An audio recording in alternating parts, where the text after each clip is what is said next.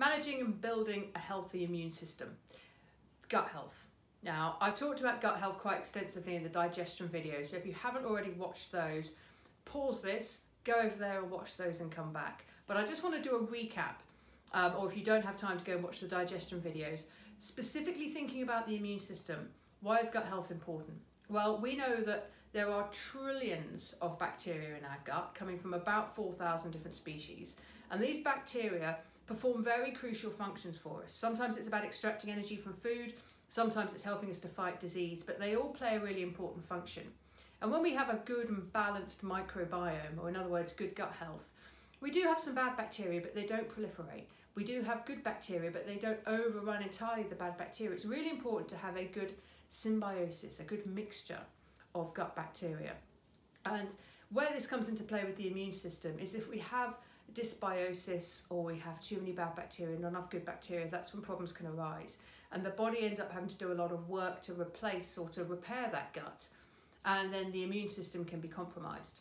So what can you do to have a healthy gut? Well, firstly, eat lots of prebiotics and probiotics. Prebiotics are things like onions and garlic, amongst other things, and they feed the existing bacteria you have in your gut. Probiotics are things that introduce new strains of bacteria. So examples of those would be fermented foods, kimchi, kombucha, sauerkraut, kefir, those kind of things. So if you're not already consuming those, I suggest Googling a list of prebiotic foods, Googling a list of probiotic foods, and trying to get as many of those into your gut as possible. So start to increase, whether it's just a portion a week or 2 portions a week, or you go all the way out and you do 1, 2, 3 portions a day. Whatever is manageable for you that you can sustain would be fantastic for gut health.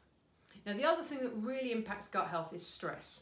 So stress causes inflammation in the body, which if you've watched previous videos, you'll have heard me talking about.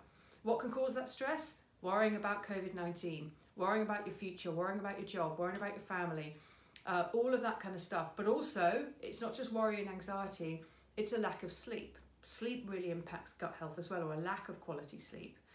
Disruptors like alcohol, caffeine or too much caffeine, nicotine, prescription drugs or anything else, that can cause stress which manifests as inflammation in the gut or the body in general. And that causes the gut to function poorly, and that can have a knock-on effect on the immune system. So they're just a couple of things, that you can really implement quickly. It's prebiotics, probiotics, and controlling the amount of stress you're under. And it'd be really worth doing a bit more research, certainly watching those videos on digestion, to find out more about gut health. It's a fascinating subject. We're only just scratching the surface of what we know about it. But what we do know is it has a huge sort of systemic effect on the rest of the body. A lot of people believe that the gut is actually the first brain. So this is what's in charge. This is the command and control center, not the brain. So it's a really interesting area for you to go out and research. All the best for now.